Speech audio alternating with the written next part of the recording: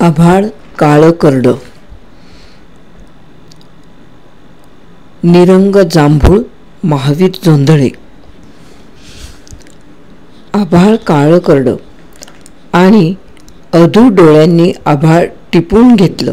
डोईवर थोडंसं तरंगणारं आभाळ आता कसलं होतं. त्यांचा न दिसणारा आधार अदृश्य हातांनी केव्हाच काढून घेतला होता.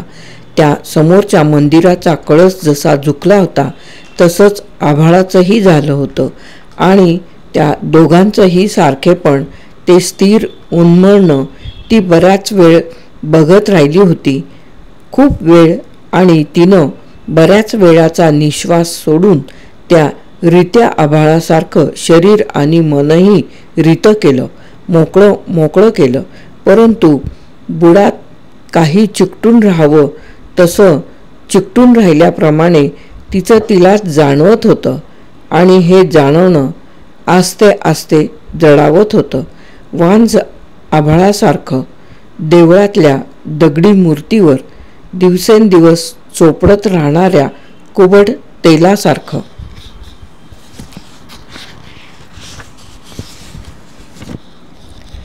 पानगळ होऊन केवळ खराटा झालेल्या झाडासारखी तिची अवस्था झाली होती. निवाऱ्यासाठी जमवलेल्या 4 ठिकाणच्या 4 वाशांनीही एकमेकांशी शत्रुत्व पत्करलं आणि डोईवर परत तसंच आभाळ कललेलं. साऱ्या कलत्या आभाळाला तिनं आपल्या अश्रू डोळ्यांतील डोहात विरघळून घेतलं आणि पाण्यात बुडविलेला ओंडका उसळी मारून एकाएकी वर यावा आलेला राग गटागटा घोटला. परंतु दिवसेंदिवस सून अधिकच ताळतंत्र सोडून बोलू लागली. बेलगामी जीभ नवऱ्याच्या नावाभोवतीही फिरू लागली आणि मात्र सुंदरताई संतापल्या. तरीही जेवढा म्हणून राग आवरता येईल तेवढा आवरून त्या बोलल्या, "अगं बाई, 4 दिवसांची पाहुणी म्हणून माझी लेक आली आणि तुझ्या डोळ्यांत का ग सलू लागली? दोडाला कधी आपलं माहेर माहिती नाही ते नाही." सुंदराताईचं बोलणं सुनेच्या जिव्हारी खोलपर्यंत घुसलं आणि एखादी नागिण चवताळून उठावी तशी हातातलं काम तसंच टाकून ती तरातरा म्हातारीच्या अंगावर धावूनच बोलली, "का ग म्हातारडे, आज पतोर म्या मर्यादा सोडली नव्हती, पण माझ्या माहेरच्या माणसाचं नाव का काढलं? तुझ्या लेकीला सारं घर का खाऊ घालीनास? माझं काय हाय हितं?" मरी आली. गवऱ्या सरणावर वाट बघत पडल्या तरी स्वार्थीपणा सुटत नाही आणि पुन्हा दम खाऊन खाऊन ती कितीतरी वेळ बोलत होती. शिव्यांचा पट्टा सारखा सुरूच होता. बिचारी सुनंदा पावसाळ्यात भिजलेल्या बेवारशी कुत्र्यासारखी दूर कोपऱ्यात उभी राहून केविलवाण्या डोळ्यांनी आईकडे तर कधी खाली मान घालून बसलेल्या आपल्या भावाकडे किंचित लालसर भिजत डोळ्यांनी बघत उभी होती. आपल्या पोरांच्या पायातली ही सटवी वहाण नवऱ्यासमक्ष शिवाशाप देत असूनही आपला पोरगा मात्र कंबर मोडल्यासारखा बसून राहिला याचाही सुंदराताईंना भयंकर संताप आला. त्या कमालीच्या चिडून बोलल्या, "अरे मुडद्या, गप का बसलास दातखीळ बसल्यासारखा? अरे सख्खी बहीण असल की ती. अरे तिला तुझं घर बळकवायचं नाही.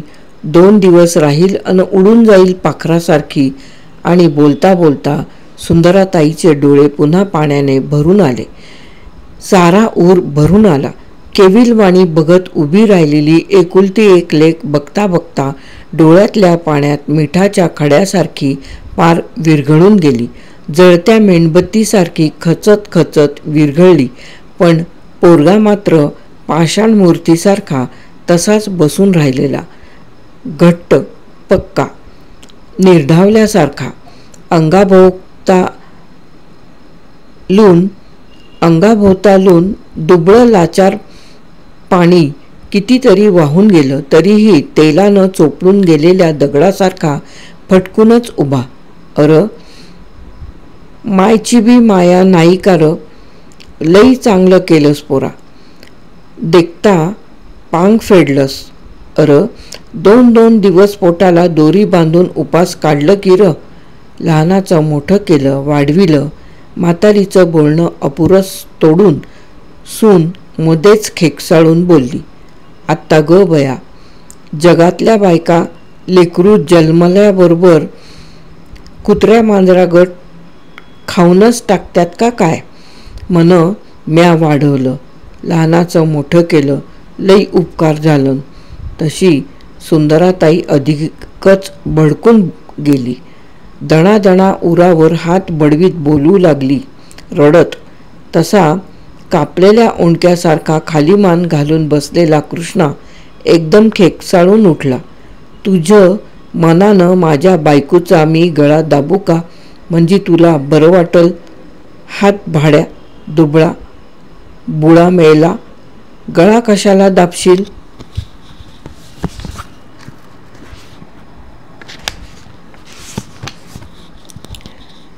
तिचं पाय चेपीत बसणारा तू. आणि एकाएकी कृष्णाचं भान हरपून गेलं आणि काचेची खेळणी फुटावीत फरशीवर पडून तसं चवताळून म्हातारीची हाडं खिळखिळी झाली. सारा आभाळच अंगावर कोसळल्यासारखं झालं.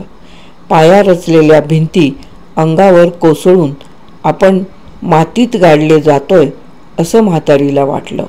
आणि कालचा हा प्रसंग एकाएकी अंगावरून पाल सरकून जावी तसा गेला. डोळ्यांवर हात धरून तिनं वर आभाळाकडे बघितलं. निळं कोरं करकरीत आभाळ लांब कोपऱ्यात करपून चालल्यागत म्हातारीला दिसू लागलं. बघता बघता रसरशीत विस्तवावर पापड करपून जावा तसं आभाळ काळं कोरडं पोपडे उलथून निघालेल्या जखमेसारखं दिसू लागलं आणि त्या जखमा साऱ्या आभाळभर पसरत गेल्या. आणि बराच वेळ म्हातारी वरच्या त्या जखमी वांझ आभाळाकडे आपल्या जीव गेल्या मिचमिच्या डोळ्यांनी बघत उभी राहिली.